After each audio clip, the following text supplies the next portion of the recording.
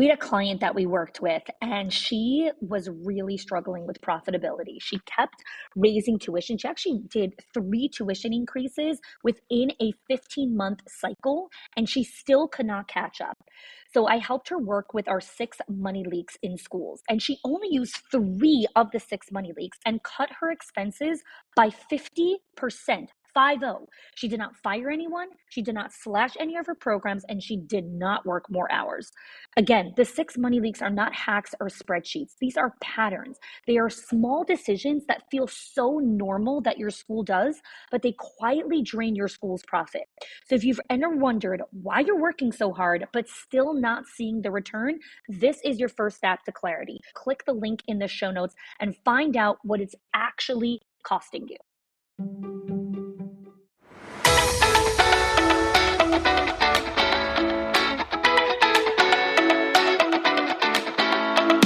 Welcome to the Schools of Excellence podcast, a place for insightful conversations about building sustainable schools of excellence. Join me each week as we explore the importance of leading with your values, creating impact, and leaving a lasting legacy. My goal on the show is to provide you with clarity, elevate your mindset, and equip you with practical strategies and inspiration. I'm Chana Olshansky, a proud mother of 4, a former New Yorker, now savoring sunny Florida vibes. With a professional journey spanning 18 years across all levels of school leadership, I bring nuanced insight that delve into the intricate details of running a center, as well as the broader visionary aspects of leadership. Thank you for joining me for this conversation. Let's build a legacy of excellence together. Hello there, and welcome back to another episode of the Schools of Excellence podcast. We are continuing our series on winning in the dark, and this is part 2. So in today's episode, we're really going to dive deep into the challenge that often lurks in the shadows, the comparison trap. So school leaders faced with the pressures of constant comparison will consistently find themselves navigating the complexities of winning in the dark. And so we're going to really uncover the strategies for cultivating confidence, embracing a self-assured approach, and fostering endurance and empowered leadership. So in the world of school leadership, winning in the dark really, again, involves transcending the comparison trap and making sure that you are not getting stuck in looking over your shoulder as you're constantly trying to build your school. So where does confidence come from? I often talk about how confidence and self-trust, how we build those, is actually a little less popular than most people talk about. Confidence and self-trust come from keeping promises that you make to yourself in private, in the dark. When you make promises and you keep them without public accolades, without external validation, without every single person knowing about it, when you keep promises to yourself, you build your confidence. You build your self-trust. And so you are way less susceptible to falling into the comparison trap. As a leader, when you're navigating just all the complexities, the comparison trap is so easy to fall into, because I always call it this really formidable adversary in leadership, because the temptation to measure your success against external benchmarks, against external rankings and neighboring schools not only erodes your confidence, it diverts all of your energy, time, and attention and your unique strengths to the comparison game. So the question I get a lot is like, how do school leaders navigate this trap? And what are the consequences of really succumbing to constant comparison? So let's talk about some of the consequences of the comparison trap. Constant comparison leads to a gradual erosion of self-trust. The pressure to conform to external standards overshadows the distinct qualities that it takes to actually lead with confidence and internal trust. And so every time you succumb to the comparison game, you chip away at your own self-confidence. So leaders come to me because they're like, I want to be more confident. I want to trust myself more. I want to trust my decision making. I want to stop talking myself out of all the things that I want to do. But they speak out of one side of their mouth, and then the other side of the mouth, they chip away at their confidence. Another consequence of succumbing to comparison is you divert energy from your unique strengths, right? So what happens is while you're comparing, you're diverting the leader's focus from recognizing and amplifying the unique strengths of their school and their community to embracing a one-size-fits-all mentality, right? And so you are not innovative, even though everyone's like writes on their website, we're innovative, we're cutting edge, we're this. Yeah, every school wrote that. Everyone's writing that. Everyone's copycatting each other because everyone is afraid to take a stand and do something different. It is so difficult to get stuck in the comparison game. I know I got stuck in that trap for years. And when I finally unhooked myself from that was about 2.5 years ago, when we committed as a company to choosing maintenance for 2 years, for 24 months. We chose to maintain our business revenue, our profit margin, everything was maintained. Now, we ended up making more than we did the year before, but that wasn't the goal. The goal was to maintain. Why did I choose that? Why did I choose not to get stuck down the comparison game of what everyone else was doing, which was growing and innovating and putting out new things and all of this kind of stuff and constantly putting out new stuff? We committed to one track, the podcast. Every week we showed up on this show relentlessly and produced amazing high quality content. And you're listening to the show is a testament to what it means to play the long game. We have people that have listened to every single episode. And that reminds me of what it means to win in the dark. A podcast takes a very long time till it gets its traction. It takes a long time until it has the reach that you want it to, the listenership. And there's still so many benchmarks that I want to hit with the podcast. We've had a lot of success and we've had a lot of the benchmarks that I wanted to, but there's still a lot of growth that I want to do.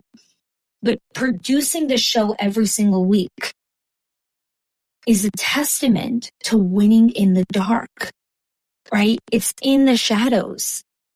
I sit in my office in the quiet. There's no windows in my podcasting office, right? Nobody thanks me for recording the episode. Every once in a while we'll get like, hey, that episode was amazing. Thank you so much. But rarely do we get, accolades or thank you messages for recording a podcast episode. People listen to the episode and they move on, right? But I'm not recording the podcast for the accolades or for the thank yous or for whatever it is, even though it's really beautiful to get them. I'm recording the podcast because it is part of my legacy team. It is my legacy body of work in the world. And so even though we get thousands of downloads every single month, and I hear from no one if they liked it, if they didn't like it, but every once in a while, I know the impact. I'll hear about it from someone or I'll see someone at an event. And I know that I'm playing the long game. So why is that valuable here when we're talking about comparison? Because I've chosen podcasting as my medium to build my legacy body of work.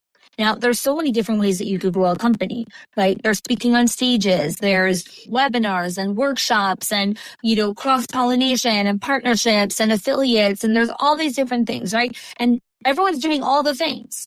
It seems like everyone's doing all the things. I'm not speaking on 1 million stages. I do speak on some stages, but I don't speak on 1 million stages. Would I like to speak on more stages? Sure. But I'm intentionally choosing not to because I'm choosing, again, going out of the comparison trap. In the season of life that I'm in, I am prioritizing my faith and my family over speaking in public on a lot of stages, which would pull me away from my family. And so I've chosen a different medium that looks a little bit different, that has a lot less accolades, that I can't post pictures about or whatever it is. It's a different medium. But I'm choosing it intentionally because this is the way I'm choosing to grow my business. It's the way I'm choosing to create impact, not comparing myself to other people. It's really hard to do this. It's really, really hard to do this. So when it comes to comparison, right? How does a school leader embrace a self-assured approach? One of the strategies that you could take is from one of our clients, Emily. Emily is a seasoned school leader, and she's really mastered the art of winning in the dark when it comes to the comparison trap. To the outside world, right, her school is flourishing. But what a lot of people don't realize is the intentional and strategic approach that she is taking behind the scenes. So there's this external perception, and a lot of people commend her for making these very innovative decisions that really set her school apart. And they're always kind of looking like, well, how did she do this, right? How is this happening? But in the dark, in the shadows, behind the scenes, what Emily is doing is she is aligning every decision with the school's mission and values. She focuses on what truly benefits the children and the community rather than chasing the trends or the benchmarks that are set by others. So everyone's looking and saying, oh my God, look at all these innovative decisions. But the real winning is the winning in the dark, which nobody sees, which is every decision that she's making and making sure that it's aligned with school values. Let's take another one. So we have another client. Her name is Lorraine. And again, whenever I share client stories, I change identifying details and names. We do have a whole series on student success and client success that you can listen to. And those are our clients, their real names, their real voices, their real stories. The stories that I share are true. I change some of the details. So I have another client, Lorraine, and her school was recognized for a lot of its kind of diverse achievements. And a lot of the neighboring schools were wondering how they managed to excel in so many different areas. And what people did not know is what Lorraine was doing in the dark, is she was ensuring that every win, any win that any of her teachers or leadership team achieved in the context of innovation was celebrated. And she was constantly creating this internal culture that created this sense of achievement that goes way beyond external metrics. So she was teaching her internal team how to celebrate wins in connection to innovation and diversity. That's what she was doing in the shadows. That's what she was doing in the dark. And then you kind of see it on the outside. There's a really great quote by a famous boxer, and I'm sorry that I don't remember the name, but he talks about how the practice that you make in the dark, in the cold, gets revealed under the bright lights. So when you're under the bright lights in the arena, that's when it's revealed how many hours you actually spent in the dark, how much time you actually committed to being in the shadows. Everyone wants overnight success. There's a lot of people that want other people's achievements, other people's success, other people's stuff, but so few of leaders are actually ready to do what it takes to win in the dark, to do the work that is required in the shadows, because it doesn't have immediate gratification or accolade. There was another interesting thing. We had another client, Melanie, and what was going on in her center was incredible because she had teachers that were really taking initiative on a lot of new projects. And they were feeling very empowered, but also not just empowered to go and like bulldoze through things, but they were really strong and decisive and discerning about how they were doing things. And it was really contributing to this incredible work environment. And I remember a lot of our other clients were looking at Mel and they were like, what is she doing? Like, what's happening, right? Again, what was she doing in the dark? Melanie was really committed to the one-on-ones, really acknowledging individual strengths and contributions. Her one-on-ones were non-negotiable with her team. She made sure it was always on the calendar. She made sure she had coverage. It was a non-negotiable. And so rather than creating this competitive atmosphere, she cultivated so much internal strength of each team member which turned to each team member wanting to contribute, because when you feel good about yourself and your bucket's full, you have capacity to give to others. So there was this spirit and energy where everyone plays this crucial role in the success of the school. Now, again, all of those things are in the shadows. The one-on-ones are in the shadows. The gratitude is in the shadows. The acknowledging individual strengths and contribution is in the shadows. All of these things happen in the dark over a period of days, weeks, and months. And only then does it start to blossom into this spirit of collaboration. When you listen to this, you're like, so many people come to me, how do I make a more collaborative work environment? How do I do this? How do I do this? Right? And we're looking for all this like binary tactical answers, right? And again, leading a one-on-one is a tactical approach. But here's the problem. We do the tactical approach once or twice, and they were like, I don't have time. Or Christmas came and then this happened. Or, this thing happened and that's why I don't do it anymore. But I did it 2 or 3 times, and I didn't really see much traction. Yeah, that's not called winning in the dark. Winning in the dark is committing to doing the one-on-ones again and again and again and again, even when you don't see traction right away. Everyone wants to see traction right away. And if you find yourself in that track, that is the perfect mile marker that you need to practice learning how to win in the dark. Learning how to be more comfortable with pushing off winning, delaying your winning, doing things for months before you expect to see any results. This notion of putting in $1 and expecting to see a return right away is the falsification of capitalism that exists everywhere in Western society. Yes, there is a concept of putting in money in Facebook ads and seeing a return. We're looking for that direct ROI. Yes, there are certain things where when you invest, boom, the money comes out right away. And then leading a school, okay, very much like parenting, you invest in parenting for 2 decades before you actually get to see, were the efforts that I did when my kid was 2 actually paying off? You won't get to see that until your kid's 20. Or 25 or 30. Parenting is the ultimate delayed gratification game. It is like the winning in the dark of all winnings in the dark. It is so difficult because it is years before you see any results. Leading a school is so similar to that. It takes a long time until you truly see the traction.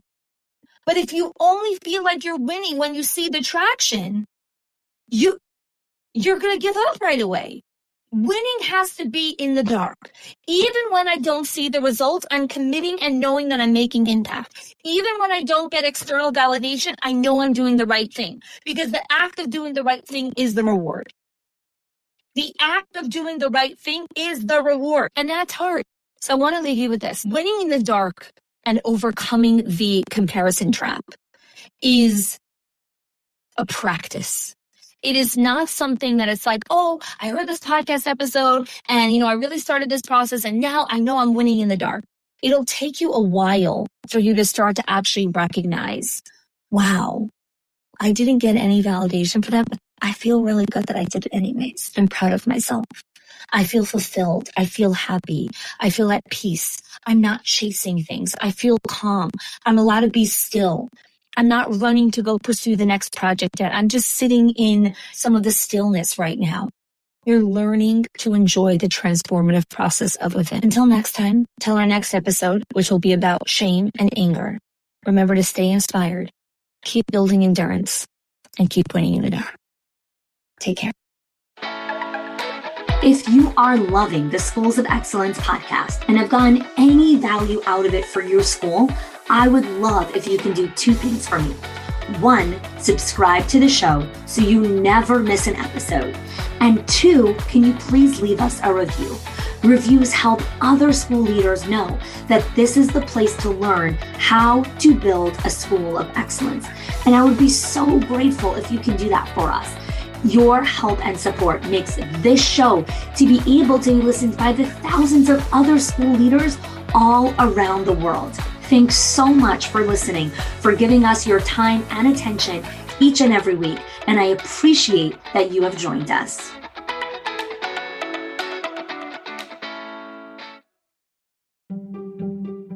If your accountant has ever told you to cut back on professional development or slash your teacher appreciation budget or your staff development budget just so you could stay afloat, or has told you, hey, you probably can't go invest in that program, please listen.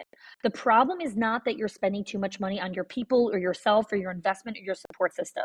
It's that your school has invisible money leaks that are draining your profit, leaks that no spreadsheet will ever catch or accountant. So I created the 6 money leaks of schools that show you the 6 core areas that schools lose money every single month without realizing it. If you close even one of them, your profits will start to soar without sacrificing your team. Go get it now and stop blaming the things that are actually building your school.